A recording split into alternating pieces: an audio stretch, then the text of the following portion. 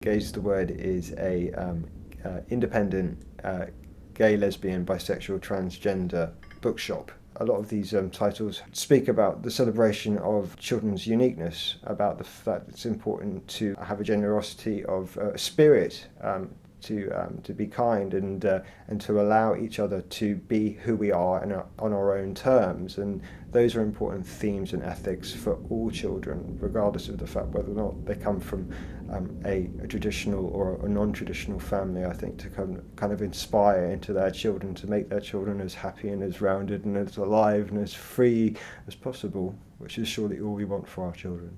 The first book that I've selected is The Paperback Princess, and the words are by Robert Munch, and it's a fantastic book. I absolutely adore this book, partly because it is a pro-feminist twist on the Cinderella story that tends to model passive female characters for young girls. It's a book that celebrates the ingenuity, the resourcefulness, and the intelligence of girls, and that's a really, really important ethic that we need to be communicating to girls. Essentially, the story goes, there's a tomboy princess who's called Elizabeth, and she sets out on a quest to save her fiancé, the rather dandy Prince Roland, from a fierce, but it must be said, slightly dim-witted dragon. It's fun, irreverent, it's got brilliant colour illustrations, and it's just a wonderful book about female intelligence, ingenuity, and independence. The next book I want to talk about is The Story of Ferdinand, and the words are by Munro Leaf. Now, this book was first published in 1936, but it still feels fresh and entirely relevant, and I like the kind of Spanish flavour it has to it. Ferdinand isn't like the other bulls. While they are roughhousing and cavorting in the fields and basically showing off who's the strongest bull, Ferdinand likes to sit under his favourite tree and smell the flowers. But after an unfortunate bee sting incident, Ferdinand is transported to Madrid, where he's made to take part in a bullfight. But unsurprisingly, he fails to display the requisite levels of machismo. It's beautifully written with a lovely, gentle tone and quality. The next title is ABC, a Family Alphabet Book, and the words are by Bobby Coombs. This is a bright and chirpy colour illustration book that model different diverse families. Now, although this book does give plurals for the terms dad and mum, so it references dads and mums in a plural sense, it's still worth a look, I think. It models families doing things that families do, basically. Families going grocery shopping, families having Sunday brunch and visiting the zoo, but there's a really, really strong representation of same-sex families. And it kind of uses a kind of alphabet system as well to kind of structure to kind of terrace the entire narrative. So it kind of it's good education wise for basic alphabet use too.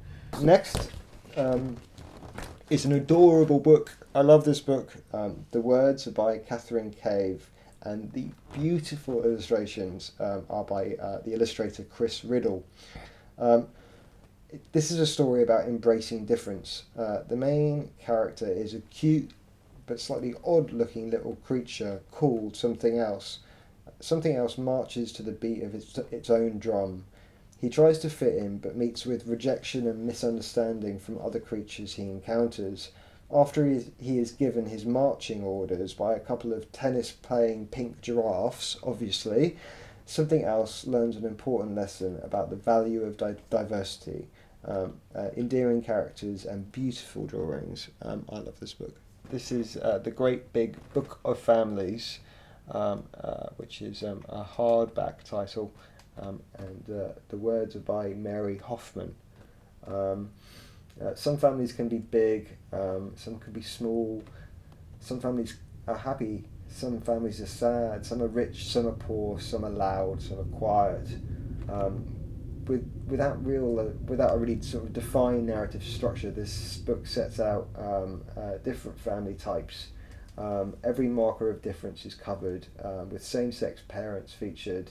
There are also foster families, single dads, families with weird pets, obviously, and religious holidays are also featured to account for kind of ethnic differences and diversity as well.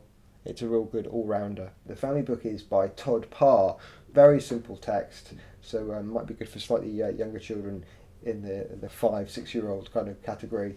It's about embracing your family, whatever type of family they are. Some like to be messy, for example. And staying with the author Todd Parr, this is another book from him, We Belong Together, and this is a book specifically about adoption and families. The ethic of it is that people who need each other find each other. It's a real celebration of that. So I love this book very much. It's important.